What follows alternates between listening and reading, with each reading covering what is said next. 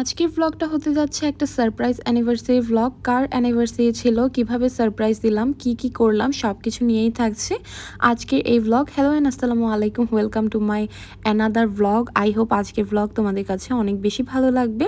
এটা হচ্ছে একদম সাডেন একটা প্ল্যান, আর সাডেন কিভাবে আমরা কি করলাম সব কিছুই আস্তে আস্তে শেয়ার করতে থাকবো আজকের এই ব্লগে। এই তো দেখতেই পাচ্ছ চুরের মতো আমি আর আমার ভাইয়ের মেয়ে আমরা চলে যাচ্ছি এখন মাত্র 5 মিনিটের প্ল্যানে। আমরা এখন চলে যাচ্ছি কেক আনতে। আজকে হচ্ছে ভাইয়া ভাবির অ্যানিভার্সারি, মানে রাত 12টার পরে। তো আমরা হচ্ছে যেই কথা সেই কাজ, আমরা চলে যাচ্ছি এখন কেক কিনতে।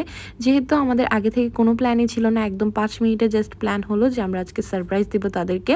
আমার ভাইয়া ভাবি হয় আর ওদের হচ্ছে আব্বু আম্মু। তো ওরা নর্মালি হ্যাপি অ্যানিভার্সারি আব্বু আম্মুই লিখবে। তো এটাই লিখে নিল। ফার্স্টে একটা কেক নিয়ে নিল, আর তারপর কি নিবে সেটাই প্ল্যান করছিলাম।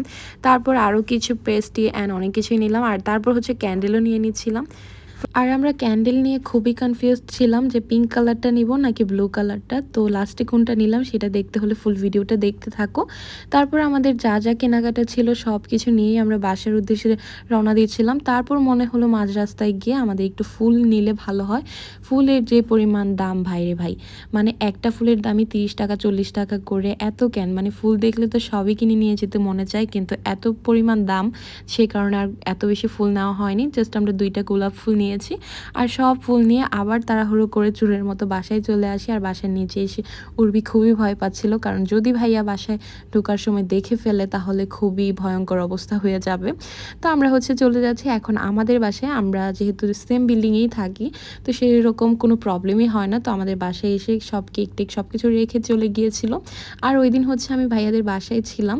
তো এখানে হচ্ছে সব বেলুন সব কিছু আমরা একসাথে মিলে সব কিছু রেডি করছিলাম। আর আমরা ভুলে একটা কাজ করে ফেলেছি, আমরা হ্যাপি বার্থডে বেলুন নিয়ে এসেছিলাম। পরে আসলে আর বেলুন ম্যানেজ করা যায়নি, সেজন্য ছোট ছোট বেলুন নিয়ে এসেছিলাম। আর রাত 12টার পর হচ্ছে রিত চলে যায়, মানে কেক নিয়ে 3তলা থেকে, সরি 4তলা থেকে 10তলাতে চলে আসে, কারণ ভাইয়ারা হচ্ছে 10তলাতে থাকে আর আমরা হচ্ছে 4তলাতে। সো এখানে সব কিছু আমরা তাড়াহুড়ো করে রেডি করছিলাম। আর এই ক্যান্ডেলগুলো ধরানো মাত্রই হচ্ছে সবগুলো গলে গলে পড়ে যায়, মানে একদমই থাকে না। তো এখানে হচ্ছে আমরা কিছু পেস্ট্রি ডোনাট আর হচ্ছে কাপকেক নিয়ে এসেছিলাম।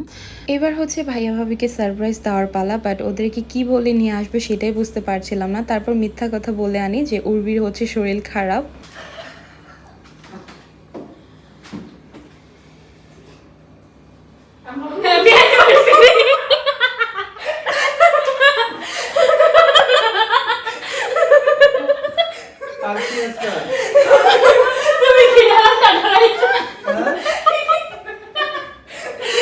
তোমরা তো দেখতেই পেলে ভাইয়া ভাবি কতটা পরিমাণ ভয় পেয়ে গিয়েছিল। আসলে মিথ্যা কথা বলে নিয়ে এসেছিল যে উর্বির শরীর খারাপ, এটা বলে নিয়ে আসা হয়েছিল। পরে এসে ভাইয়া ভাবি তো পুরাই অবাক হয়ে যায়। ফার্স্টে ওদের মনেও ছিল না যে আজকে কি, ওরা বলছিল আজকে কি আসলে এইসব কেন।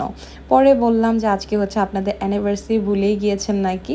পরে ওরা মনে করলো আর খুবই খুশি হয়েছে, কারণ ফার্স্টে ওরা খুব ভয় পেয়ে গিয়েছিল। যে কেউ ভয় পাওয়ারই কথা, ফার্স্টে অনেক বেশি ভয় পেয়ে গিয়েছিল, কিন্তু পরে কিন্তু অনেক বেশি খুশি হয়েছিল। আর এখানে সবাই মিলে কেক কাটছিল, আর ওরা অনেক বেশি খুশি হয়েছে যে আমরা ওদের জন্য এত কিছু করেছি, আলহামদুলিল্লাহ। আর সবাই অনেক বেশি হ্যাপি ছিল। এখন হচ্ছে কেক কেটে সবাইকে খাইয়ে দিচ্ছিল, আর ওদেরকে মাশাআল্লাহ অনেক অনেক সুন্দর লাগছিল। আর এখানে ওদের অবস্থা খুবই খারাপ ছিল, কারণ ওরা ঘুমিয়ে গিয়েছিল, আর ওই অবস্থা থেকে ওদেরকে নিয়ে আসা হয়েছে। তো সবাই ভাইয়া ভাবির জন্য অনেক অনেক দোয়া করবে, ওদেরকে অনেক অনেক উইশ করবে। তো আজকে ভিডিওটা এখানেই শেষ করছি, দেখা হবে নেক্সট কোনো ভিডিওতে। সেই পর্যন্ত সবাই ভালো থেকো, আমাদের জন্য দোয়া করো। আল্লাহ হাফেজ।